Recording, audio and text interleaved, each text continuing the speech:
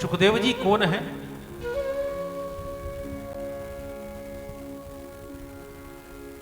कैलाश पर्वत पर भगवान शिव भगवती पार्वती जी सहित विराजमान थे। उसी समय देवर्षि नारद आ गए कैलाश पर्वत पर। भगवान शिव तो समाधिस्थ थे, आंखें बंद थी। पार्वती जी ने जैसे ही देवर्षि नारद को आते हुए देखा तो खड़ी हुई, स्वागत किया नारद जी का। नारद जी ऐसा व्यक्तित्व है कि हर कोई सम्मान करता है नारद जी का। सम्मान किया, आसन दिया नारद जी को और कहने लगी हाथ जोड़कर, पार्वती जी देवर्षि इस बार तो बहुत दिनों के बाद आना हुआ, कहां चले गए थे? नारद जी कहने लगे कि माता जी आप तो जानती हो हम तो परिव्राजक हैं, भगवान ने वीणा दी हुई है, उस वीणा पर निरंतर हरिनाम का गायन करते हुए हम तो घूमते रहते हैं, आज इस लोक में कल उस लोक में, तो न जाने कब कहां निकल जाए, हमारा कोई भरोसा थोड़ी है। तो पार्वती जी पूछने लगी कि देवर्षि आप घूमते रहते हो तो जरा हमें भी बताओ कि सर्वत्र घूम कर आपने क्या देखा, आपके अनुभव क्या हैं? कोई लंबी यात्रा करके आता है तो परिवार के लोग पूछते भाई आपने क्या क्या देखा? तो माता जी पूछने लगी कि जरा अपना अनुभव बताओ। तो नारद जी कहने लगे कि माता जी आप हमारा अनुभव न पूछो तो अच्छा है। बोले क्यों महाराज? इस समस्त लोकों में घूमकर हमने जो देखा है उसको यदि हम अपनी वाणी से बताएं तो बड़ा कटु लगेगा, अनुभव अच्छा नहीं है माता जी। ताकि महाराज ऐसा आपने क्या देखा? नारद जी कहने लगे सर्वत्र घूमकर हमने तो केवल यही देखा है कि कहीं पर भी शांति नहीं है, कहीं पर भी संतोष नहीं है, हर जगह पर हमने तो अशांति ही अशांति देखी, तनाव ही तनाव देखा, हर लोक में, हर शहर में, हर नगर में, हर गांव में, हर घर में। कोई घर भी ऐसा नहीं दिखाई दिया जहां पर शांति हो, जहां पर सुख हो। पार्वती जी पूछने लगी कि महाराज कोई घर भी ऐसा नहीं है? कहा कि नहीं माता जी, हर जगह अशांति अशांति। पार्वती जी कहने लगी मुस्कुराकर कि देवर्षि फिर तो मैं बड़ी बड़भागिनी हूं,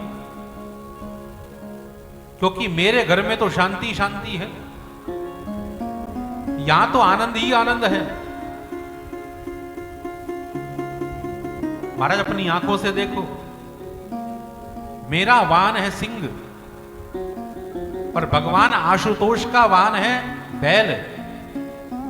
तो क्या आपने कहीं पर सिंह को और बैल को एक साथ देखा है? लेकिन यहां पर शेर भी है और बैल भी है, एक साथ रहते हैं। और इतना ही नहीं, मेरे बेटे गणपति का वाहन है चूहा और भगवान शिव के गले में पड़े हुए हैं सर्प। तो सर्प और चूहे को कभी आपने एक साथ देखा है? लेकिन यहां सर्प भी है, चूहा भी है, बैल भी है, सिंह भी है। मेरे बेटे कार्तिकेय का वाहन है मयूर, मयूर भी है। लेकिन सब बड़े आनंद के साथ में विचरण करते हैं, किसी का भी किसी के साथ में कोई बैर नहीं है। तो माना शांति का, सद्भाव का, सामंजस्य का, समन्वय का, इससे सुंदर दृष्टांत और क्या हो सकता है?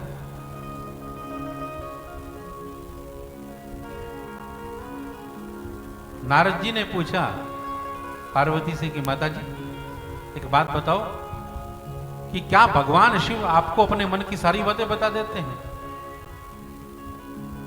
पार्वती जी कहने लगी नारद जी ये भी कोई पूछने की बात है? अरे भगवान शिव का तो नाम ही है भोलेनाथ, उनके तो जो मन के अंदर है वही उनकी वाणी पर है, वो कोई बात नहीं छिपाते, जो बातें होती हैं साफ साफ बता देते हैं।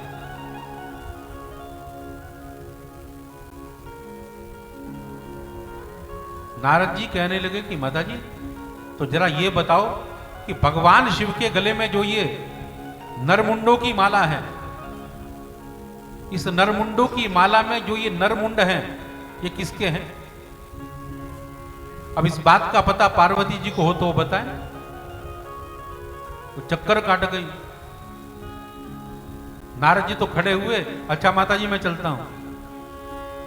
तो नारद जी तो चले गए, लेकिन पार्वती जी के मन में शंका छोड़ गए। और इतनी देर में भगवान शिव समाधि से जागे और जागकर देखा कि पार्वती जी नाराज होकर बैठी हुई हैं। भगवान शिव ने पूछा पार्वती जी से कि पार्वती क्या बात है, बड़ी नाराज लग रही हो। पार्वती जी भगवान शिव से बात ही नहीं कर रही। भगवान शिव ने पार्वती जी से पूछा कि अच्छा पार्वती एक बात बताओ, यहां नारद तो नहीं आया? पार्वती जी ने चौंक कर देखा भगवान शिव की तरफ कि महाराज आपको कैसे पता? भगवान शिव कहने लगे देवी कुछ लोगों का चरित्र होता ऐसा है, वो जहां जाते हैं वहां शंका छोड़कर आते हैं।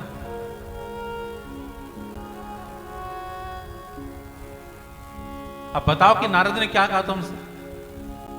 अब पार्वती जी ने पूछा कि महादेव जरा ये बताइए कि आपके गले में जो ये नरमुंडों की माला है, इसमें नरमुंड किसके हैं? आपने आज तक मुझे बताया ही नहीं। भगवान शिव हंसकर कहने लगे देवी इतनी सी बात पर तुम इतनी नाराज? चलो हम तुम्हें अभी बता देते हैं। देखो जो ये नरमुंड है ये और किसी के नहीं है, ये सब तुम्हारे ही हैं। और ये तुम्हारे प्रति हमारा जो प्रेम है उस प्रेम का परिचायक है। ये नरमुंड बताते हैं कि हमें तुमसे कितना प्रेम है। कि महाराज वो कैसे? शिव कहने लगे देखो पार्वती, जब तुम्हारा जन्म होता है उसके बाद तुम्हारी मृत्यु हो जाती है। तुम्हारी मृत्यु से हम इतने विचलित हो जाते हैं, ऐसे पागल हो जाते हैं कि तुम्हारे विरह में रह नहीं पाते और तुम्हारे मुंड को अपनी माला में धारण कर लेते हैं। तो अनेक जन्म तुम्हारे हुए, ये परिचायक है इस बात की, ये माला, ये सब तुम्हारे ही नरमुंड है। अनेक जन्मों का तुम्हारा हमारा जो प्रेम है उसकी परिचायक है ये माला। अब तो पार्वती और नाराज हो गई कि प्रभु एक बात बताइए कि जितनी बार भी जन्म होता है मेरा ही होता है, और जितनी बार भी मरती हूं मैं ही मरती हूं। आपने ऐसी कौन सी संजीवनी बूटी खा रखी है जो आपका न कभी जन्म होता है न कभी मृत्यु होती है? शिव कहने लगे देखो पार्वती, हमने भगवान की अमर कथा सुन रखी है, और इस अमर कथा को जो सुन लेता है वो अमर हो जाता है। पार्वती जी कहने लगी प्रभु ये अमर कथा आपने मुझे कभी क्यों नहीं सुनाई अब तक? शिव कहने लगे देवी आपने कभी पूछा ही नहीं, सुनने की अभिलाषा ही आपने कभी व्यक्त नहीं की, तो क्या सुनाते? कोई व्यक्ति भगवान की कथा को सुनना न चाहे और जबरदस्ती उसे बैठाकर कथा सुनाने लगो, उसका मन कथा में ना हो तो उसका परिणाम अच्छा नहीं होता।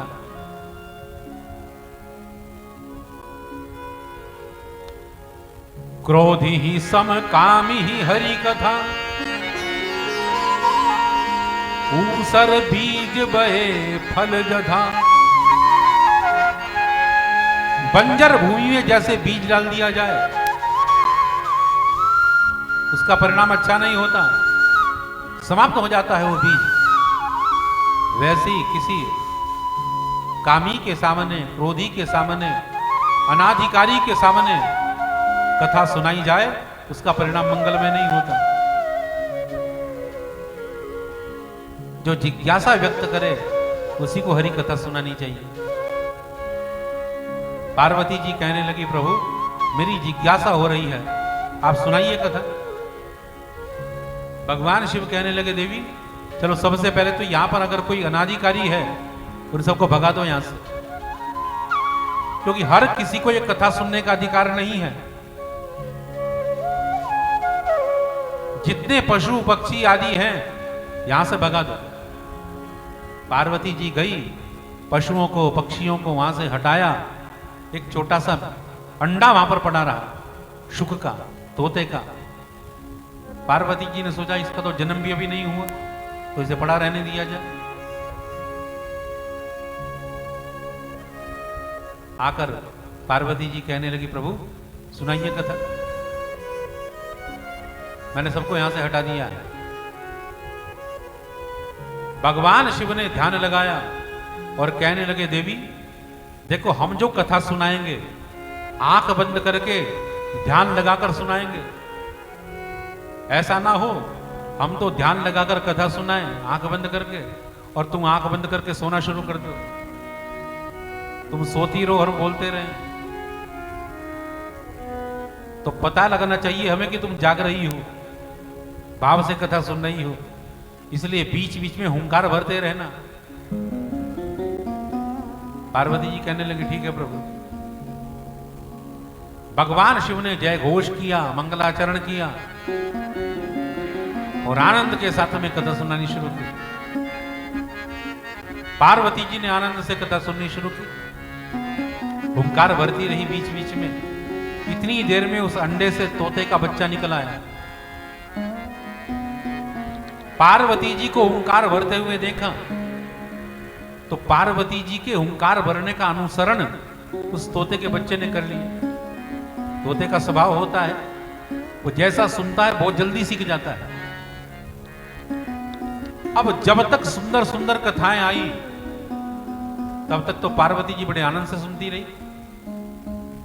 लेकिन जैसे ही पंचम स्कंद की कथा प्रारंभ हुई, मीमांसा शुरू हुई, तो पार्वती जी को नींद आ गई।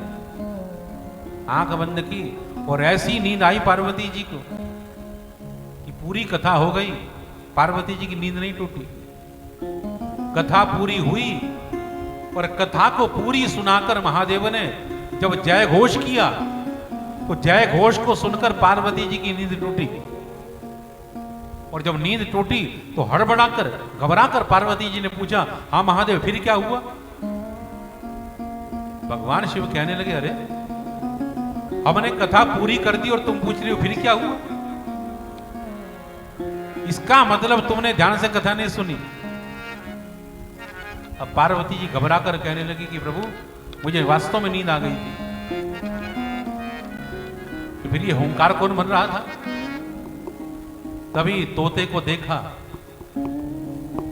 भगवान शिव को क्रोध आ गया, त्रिशूल उठाया मारने के लिए उस शुक को। शुक भी घबराकर भागने लगा, भगवान शिव पीछे पीछे भागने लगे। पहुंच गया वेद व्यास जी के आश्रम में, जहां पर उनकी पत्नी जमुहाई ले रही थी। मुंह खोलकर उनके मुख में प्रविष्ट हो गया ये तोता। भगवान शिव पुकारने लगे, रे तू बाहर निकल। वेद व्यास जी आ गए, प्रणाम किया, भगवान शिव को स्वागत किया और पूरा हालचाल पूछा। महाराज जी कारण क्या है, आप कितने रुष्ट क्यों हैं? पूरा प्रसंग सुना दिया भगवान शिव ने। वेद व्यास जी कहने लगे, प्रभु इस तोते ने जो अमर कथा सुन ही ली है, तो महाराज एक बात बताइए, आप इसे मारोगे कैसे? ये तो अमर हो गए। अब भगवान शिव को इस बात का भान हुआ और वापस चले गए। अब वेद व्यास जी कहने लगे शुक से, बेटा अब तुम बाहर आ जाओ, अब कोई खतरा नहीं है। अंदर से आवाज आई, महाराज आप कह रहे हो कि खतरा नहीं है, लेकिन इस संसार में तो खतरे के अलावा और कुछ है ही नहीं। माता के गर्भ से निकलकर शिशु जब आता है इस संसार के अंदर तो निर्विकार होता है, अबोध होता है, निर्विचार होता है, लेकिन जैसे जैसे इस संसार के खतरे में पलता है, बढ़ता है, तैसे तैसे विकारों के अधीन होता चला जाता है। तो महाराज यहां तो खतरा ही खतरा है, मैं संसार में नहीं आऊंगा। 16 साल तक माता के गर्भ में ही रहे, सुखदेव बाहर नहीं निकले। लेकिन माता को जब पीड़ा होने लगी, तब वेद व्यास जी की प्रार्थना के बाद सुखदेव निकले माता के गर्भ से, और निकलते ही भागने लगे जंगल की ओर। वेद व्यास जी पीछे पीछे भाग रहे हैं, बेटा बेटा पुत्र पुत्र कहते हुए। लेकिन सुखदेव जी नहीं रुके। वृक्ष कहने लगे सुखदेव जी से कि महाराज, वेद व्यास जी से, महाराज आप किसके पीछे भाग रहे हो? वो आपका बेटा नहीं है, वो तो संसार के कल्याण के लिए आया है।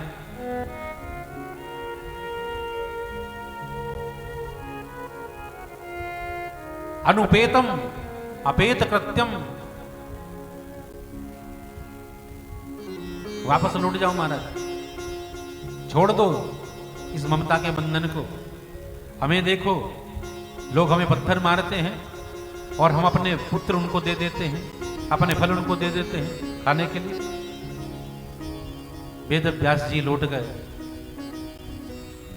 और ये सुखदेव आगे बढ़ते चले गए जंगल में। ब्रह्म भोक्ता हैं सुखदेव जी महाराज, ब्रह्म दृष्टा हैं। तो सुखदेव जी का यह पावन चरित्र सूत जी महाराज ने सुनाया।